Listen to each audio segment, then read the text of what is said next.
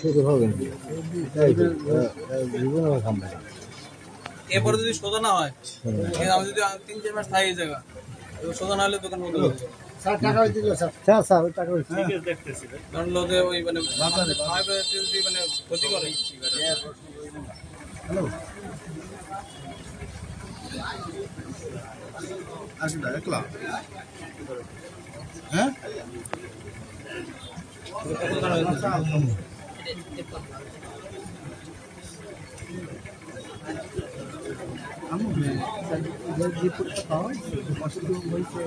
এই মাসুদ বিল্লাহ জব্দ কত ধরেছে ইয়া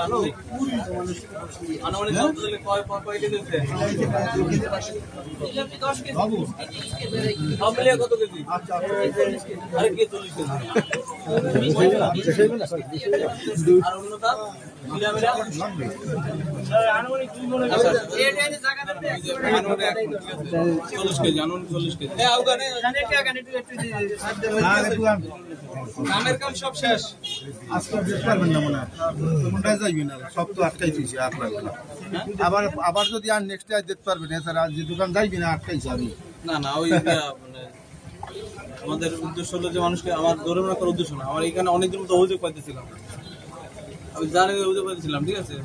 আমি যে চাইলে জরিমানা যে কোনো জায়গায় করতে পারি কারণ অপরাধ কোনো না কোনো অপরাধ আছে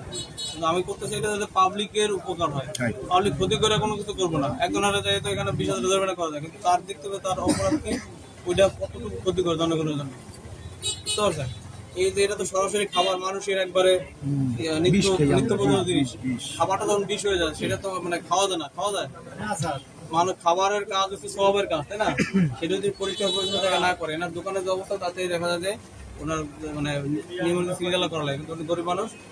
দোকান মানে চালু করবে কিন্তু উনি যাতে পরিষ্কার পরিচ্ছন্ন করে সেই পরামর্শটা হলো আপনারা এই যে জিনিসগুলো করবেন সামনে এই যে করবেন না প্রয়োজন অল্প বেচবেন জিনিসটা ভালো বেচবেন বুঝতে পারছেন একটু কষ্ট হবে কিন্তু দেখা জিনিস ভালো হলে বিক্রিটা বাড়বে বিশেষ করে দুলালের মিষ্টির নাম শুনছেন কেউ হ্যাঁ তারপরে যে ডুমকিতে একটা মিষ্টি আছে